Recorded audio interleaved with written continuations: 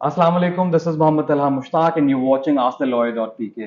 आज हमारे साथ क्रिमिनल लॉ के expert mister Mohammad Jawad Zafar, advocate supreme court, साथ हैं और उनसे हम साइबर लॉज के हवाले से डिफरेंट चीज़ों पे गुफ्तगू करेंगे। Thank you very much sir for joining us. आपका भी बहुत शुक्रिया कि आपने मुझे इस पॉइंट पे बात करने के लिए बुलाया।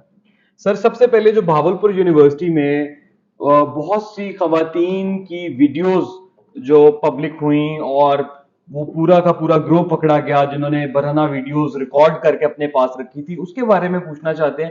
क्या जब ट्रायल चलेगा उस क्राइम से रिलेटेड, उस साइबर क्राइम से रिलेटेड, तो वो वीडियोस क्या पब्लिक रिकॉर्ड का हिस्सा बनेंगी कोर्ट ट्रायल्स के अंदर या नहीं?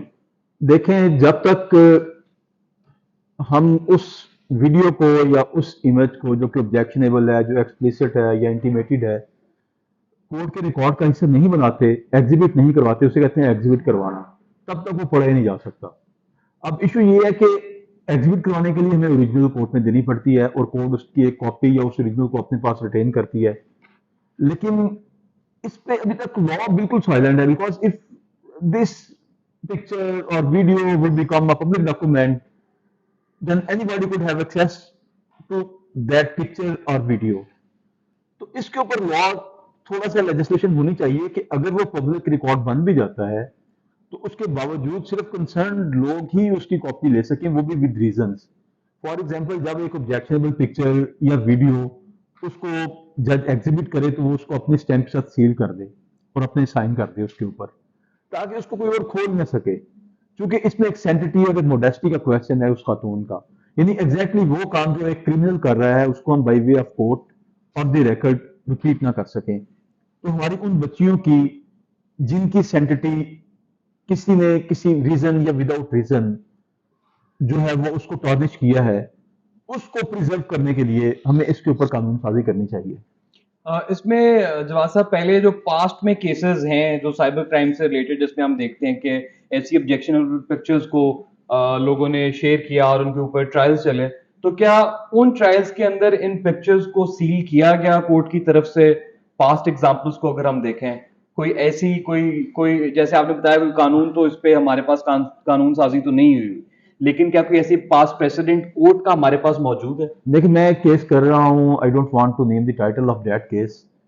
तो उसमें कोर्ट ने सील किया हुआ है उसको, उसकी रिकॉर्ड की एक्सेस किसी के पास नहीं है, और उसमें सब्सिक्वेंटली एक चालान आया तो उसके साथ भी कुछ पिक्चर्स आई, तो फिर मैंने उनके ऊपर वाइट पेपर्स लगा के स्टेपल किया और उनके ऊपर अपने साइन कर दिए उसके ऊपर, ताकि इसको कोई ना खोल सके।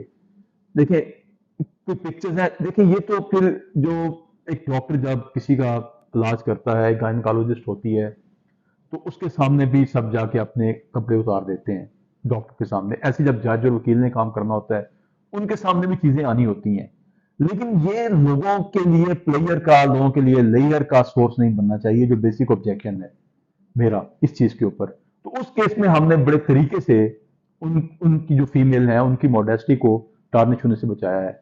लेकिन इससे पहले भी जो एक बात है जो मैं पब्लिक के नोटिस में भी लाना चाहता हूं, और मेरी रिक्वेस्ट भी यही है तमाम पेरेंट से, तमाम फैमिली से, तमाम सोसाइटी से, बल्कि इसको थोड़ा सा प्रमोट भी करना चाहिए और लोगों में अवेयरनेस भी पैदा करनी चाहिए कि ये चीजें अब सोसाइटी का हिस्सा बन चुकी हैं।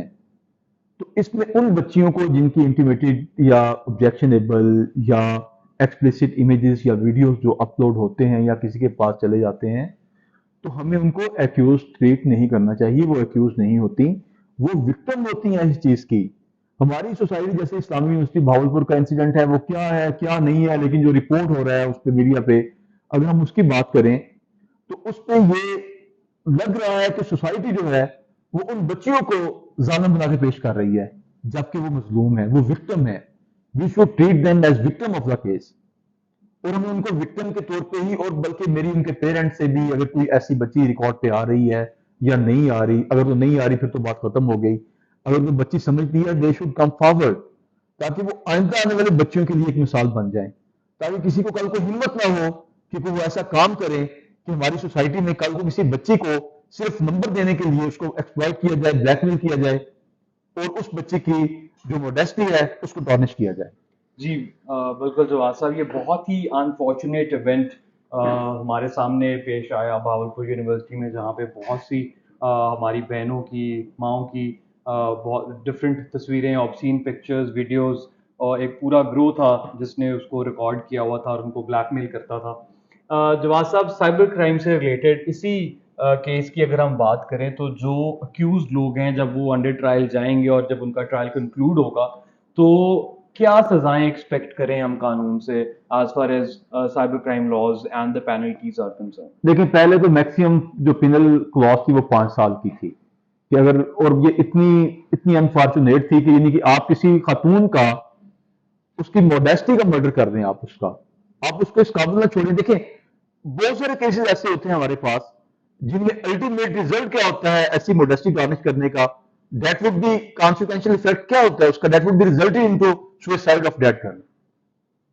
تو اس کا، یعنی ہم اس کو 5 سال سزا دے رہے ہیں، لیکن ابھی لاسٹ امینڈ ہوا ہے اور اس میں آئی تھنک جو میری نظر میں گزرا ہے، تو کریکٹ کر لیجیے گا خود کو، اس میں 14 ایئرس ابھی لے کے آئے ہیں، لیکن میرے نزدیک اس میں منیمم سینٹینس جو ہے وہ لائف امپریزنمنٹ ہونی چاہیے۔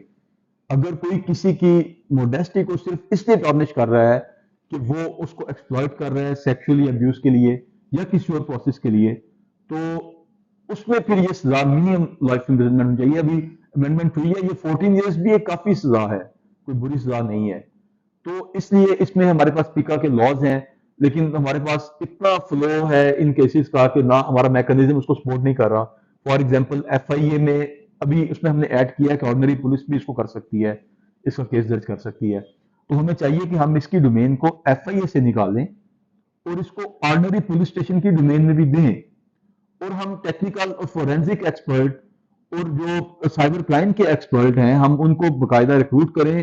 اگر ہمارے پاس بجٹ نہیں بھی ہے تو یہ چونکہ اب سوسائٹی کا حصہ بن چکا ہے یہ کرائم، اس کو روکنے کے لیے ہر پولیس اسٹیشن میں، چاہے وہ ایک بالکل کسی دور دراز کسی گاؤں میں بھی کوئی پولیس اسٹیشن موجود ہے، وہاں پہ بھی ایسا ایکسپرٹ ہونا چاہیے جو ایسے کیس کو لانچ کرے اور اس کی انویسٹیگیشن کر سکے۔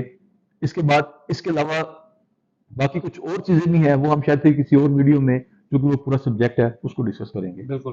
اس کے ساتھ ساتھ جواد صاحب، ایک آخری سوال جو میں آپ سے پوچھنا چاہتا ہوں وہ یہ ہے کہ بہت سی ہماری بہنوں کی یہ شکایت ہوتی ہے کہ کچھ لوگ فیس بک پہ، ٹویٹر پہ، کسی بھی سوشل میڈیا پلیٹ فارم پہ انہیں بار بار فرینڈ ریکویسٹ بھیج کر یا انہیں بار بار ان وانٹیڈ میسیجز بھیج کر لوگ انہیں تنگ کرتے ہیں۔